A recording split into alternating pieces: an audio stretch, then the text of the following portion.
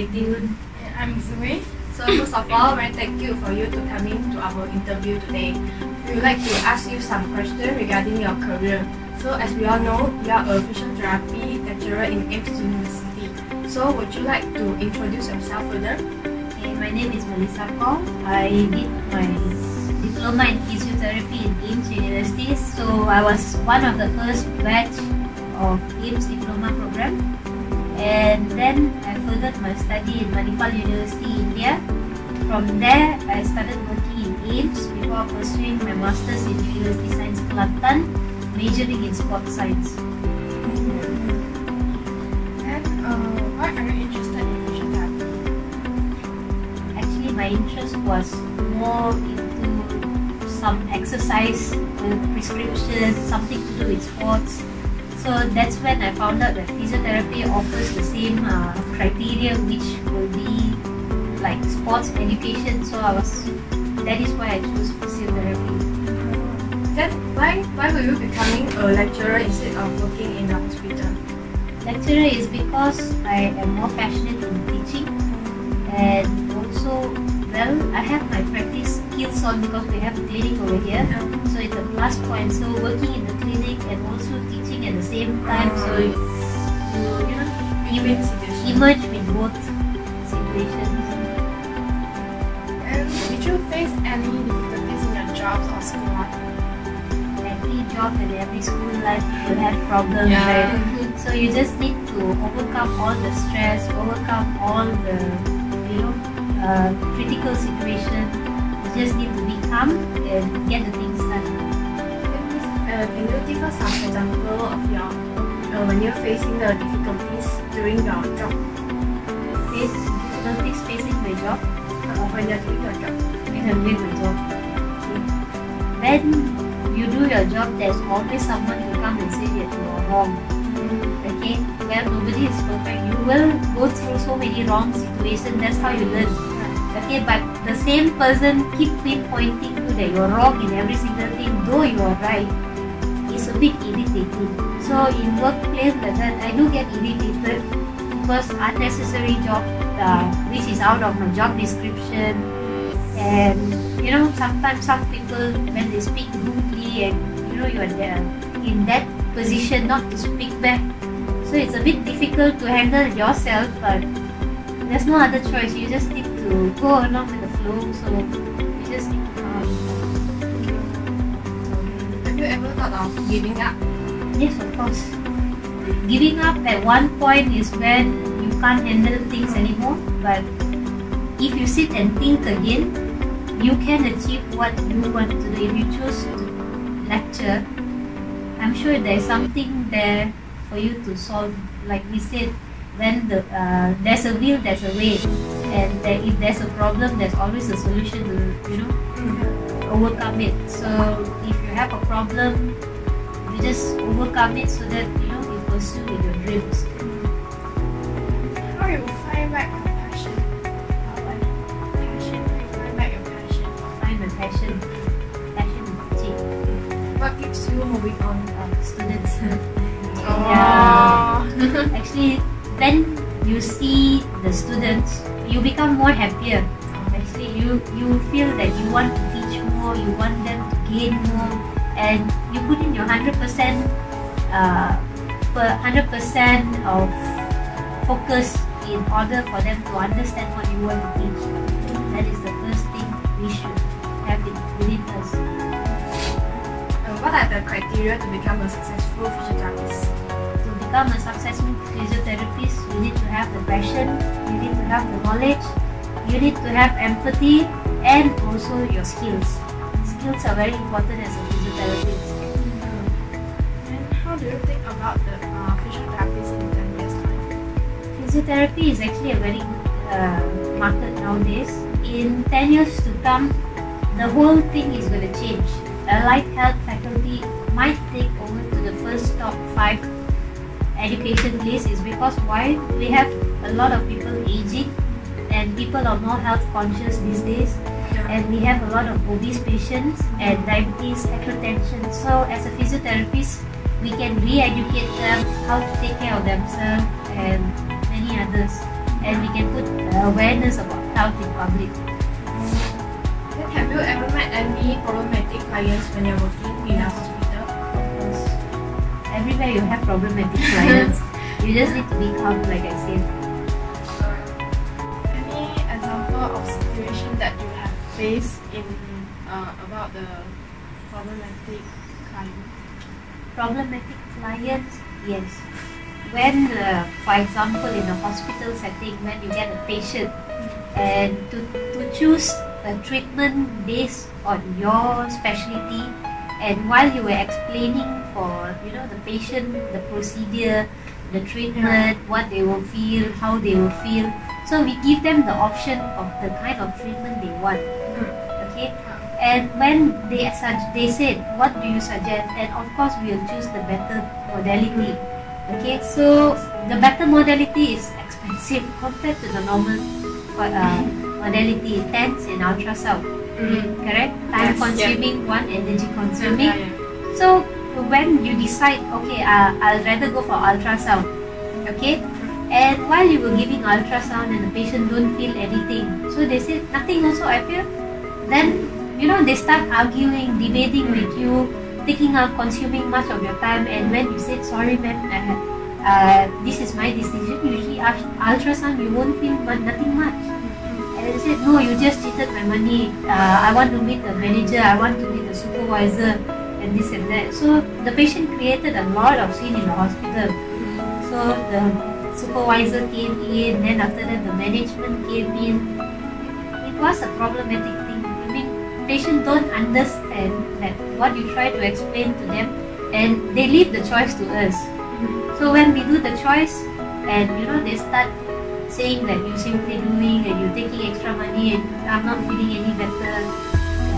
So that are the things that you will face in the hospital. Like some people can come and just oh, you never do, I don't like you treating me because this physio did something different and you are giving me something different. Maybe you don't know how to do. Yes, you will face a lot of situations like that. Then, what if you are not a physiotherapist? What will you become? What's a chef? Wow. I love cooking. Okay. Then would you prefer graduates to work in a hospital or private sector? It depends on the student's choice. If they love in a hospital setting or they want to set up their own clinic. But if they work in the hospital, it's best to work in the government and the private sector.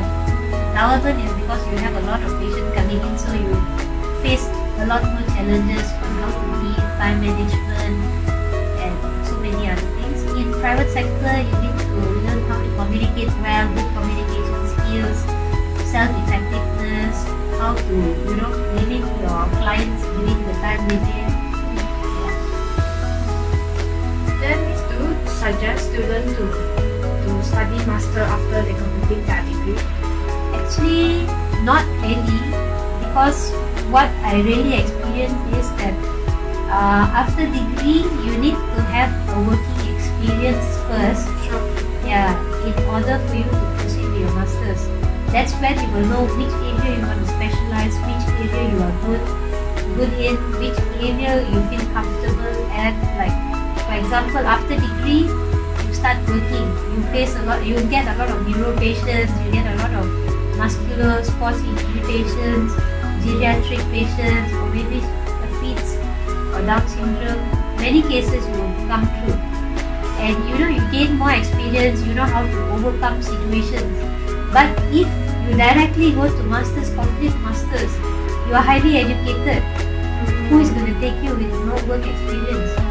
True. So work experience is important for you. After that, you do your masters in whatever, people will appreciate. Why? Because you have a work experience. So it's Malaysia's physiotherapy awareness. Yeah, that is very important actually. In Malaysia, I feel that physiotherapy do not have much of awareness, so people still have the concept of calling us a museo. So each time when they come across knowing that you are a physiotherapist, they'll be like, oh, can I have some massage over here? Can I have a massage over here? So if they really want a massage, they can always go to a massage spa and have the same thing. But as a physiotherapy students, you need to make sure that they know we are different. We are rehabilitators. Okay, our duty is to rehab patients. Okay, so it's two different things, physio and also massage therapist. So Miss, what are the difference between physiotherapy and occupational therapy? Okay, physiotherapy is more towards functional rehabilitation and also to make sure to restore strength also, and also to maintain your health. But in occupational therapy, it's more towards your occupation. Okay, it goes across, like if you are working with computers, they will work on how to maintain, how to get you going back to your work, coming up with all the different devices to maintain, to make sure that you are able to work in occupation. So it's more towards occupation. What is the difference between diploma and degree in physiotherapy? Diploma is where you maintain a certificate for 3 years. Degree is a 4 years program, but 1 year with your foundation studies. Okay, so diploma, you will learn all the basic things in what is physiotherapy all about. So you study here and there about physiotherapy equipment and all the other kind of criteria. But when you enter into a degree field, you will learn the subject more in depth. More in depth. So degree is just like a superficial touch, and degree is more like the whole book you read through. But now the differences with masters and degree is, masters is your area of specialization, so you go more in depth by doing research about things. Then Miss, can you share with us your experiences while you are having your internship? Okay, when I was having my internship in Mallisah, of course problems are there, and you face so many different kind of patients. So when you are in Malaysia, there are different kinds of approaches, different kind of attitudes of patients, different kinds of patients that you speak with. But in India, you have different kind of cases, you have different kind of patient, the attitude is different, how they react is different. So if you ask me for difficult situation where I face, first is the language. They have different language which you can't speak half of the time. So understanding what they are saying and they understanding what we are saying is very much actually different. So first thing is the language. Second is the approach to the patient. So sometimes if we have different culture patients, they don't allow the male or the female to, sometimes they overlook that you are a student, so they don't let you to touch them. Or sometimes some people who are, not too educated, they allow you to do anything you want. They have the high class and the low class patients as well. Can you compare the Malaysia educations and overseas based education?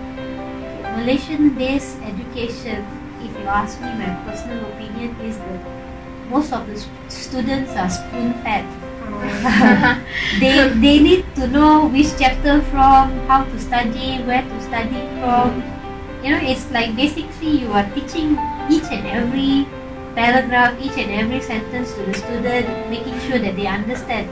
But in overseas country, it's more of student and lecturer interaction, where the lecturer gives you some point, explains the point and everything, and they need to go back and study, and their book is thicker than what we have over here in Malaysia. Yeah. If you ask me to compare India's education with Malaysia's education, in India what I went through was, if you have a theory subject, the lecturer just comes, reads through everything and explains everything. They don't give you the slides, nothing. You need to write down fast. If you get the point, you get the point. If not, means you refer to the books. And during exam, there is no communication between the lecturer and the student.